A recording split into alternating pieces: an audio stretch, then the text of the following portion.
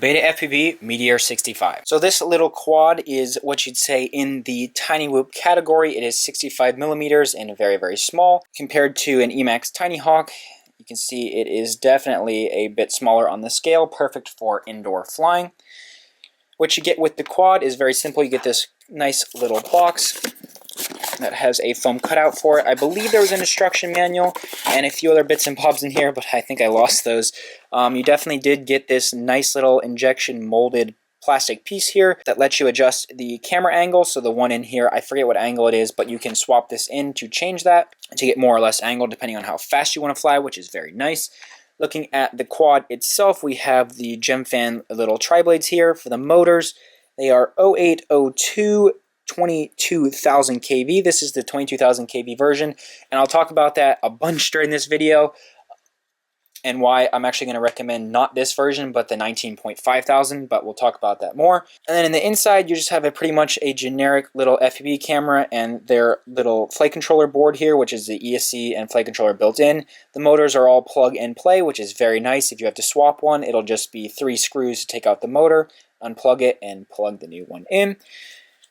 And then here we have our USB port on the back and our little linear VTX antenna sticking out the rear. I don't know if you can see it, but that little red coil up there is going to be the internal RF for the FreeSky. So it's not in the best place, so you're definitely not going to get great range off of this guy.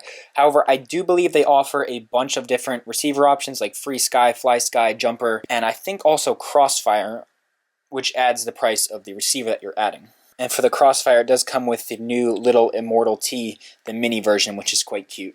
Now, one of the biggest claims to fame about this quad is it uses the new BetaFPV custom BT 2.0 battery connector. As you can see there, it's sort of like a mini XT60, and it has the small circular pins. As you can see here is the one on the battery side, so that just goes right in there. And now the thoughts behind this connector is that it's a more secure connector, has more contact, and allows more current to flow with less voltage sag, and this has been proven. Joshua Bardwell just recently did a video where he tested it versus the most common previous PH 2.0 connector here, and it definitely showed some performance gains. They're not crazy performance gains, but they definitely are there. The only problem with this is if you have a ton of little batteries with the PH2 connector, you're going to have to swap them all out if you want to keep using the BT 2.0. Which isn't a huge problem on batteries like this where they're wire extended. However, on batteries with a hard cap top, it's definitely going to be pretty annoying to swap all these out, but it can be done, and they do sell connectors and conversion kits on their website. Now for the quad, let's see how much it weighs here. Fully ready to go, just without the battery. That's 22.7 grams, so definitely not bad. So let's go ahead and get into some flight footage here, and this is bone stock right away. All I did was bind my Tyrannus, set up an arming switch, and we are good to go. Now this is 100% throttle, and once again, I'm using the 22,000 kV version and flying it in our indoors house here in the Bahamas. It was extremely difficult to fly. This thing just has so much more power than a typical tiny whoop would have with these little tiny brushless motors and super high kV.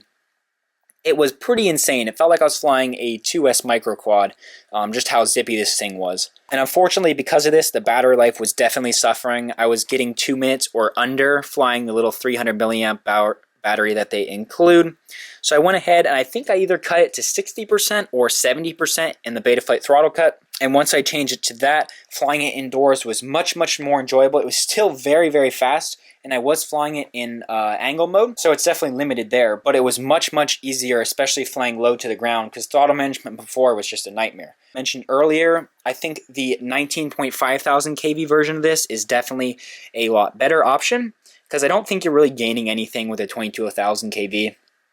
So dropping that 2,500 kV is definitely going to save you some battery life and probably equate to very similar performance. Meanwhile, making it a lot easier on your battery and easier to fly. I'm going to show you some footage from Johnny Fly here, who is an extremely fast racing pilot who, as you can see from this footage, has taken the little Metor65 in his basement and taken it to the extremes with these LED gates. The speed he is just achieving here is absolutely incredible. So you can see this is how it performs, or how it can perform if you're a good enough pilot in a race environment. Also to note, the camera does look quite nice against these LED gates. It's not nearly as blown out as some other micros, so it's not as good as like a Predator or RunCam Nano, but it's definitely better than the typical Whoop camera. And here he was running the 19.5 thousand kV motors, and he agrees the 22,000 are way too high. There'll be a link down to his channel and his review below. I highly recommend subscribing and watching his videos. I enjoy them quite a lot, and he is a fantastic racer and always has good opinions on things. So for this quad, what I think it's recommended for, I wouldn't say this is a beginner quad at all unless you like drop it down to like 40% throttle. It's just too powerful and too quick moving inside. In terms of racing, if you're going to be doing some tiny whoop racing that allows brushless, I definitely think this is a good way to go for how powerful it is. Now, I know a lot of whoop races near me don't actually allow brushless, so make sure you look up on that before you go out and buy this and then can't use it. But if they do allow 65mm brushless quads, I think this is definitely a pretty sweet option.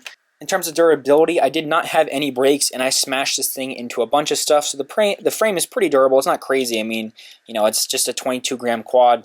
Things will break if you smash it hard enough, but for my general abuse, which is typical flying inside the house there, it held up just fine.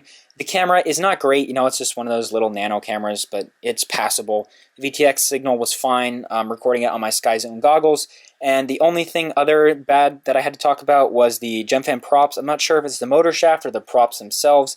They kept popping off in a moderate crash, and trying to find these things was a nightmare. So it's not a huge deal, but it's really annoying when they keep popping off when you crash into things. So yeah, that's pretty much going to do it for the quick review of the BetaFPV Metor65 here. I wouldn't really recommend it for a beginner. If you're interested in some aggressive flying or some racing, this is definitely a pretty sweet little option. And if you are going to buy it, I recommend not getting the 2200 kV version. I recommend getting the 19.5 thousand version over the 22,000. So yeah, that's it. There's links in the description down below. Thanks for watching. Please subscribe, and I'll see you in the next one. Bye.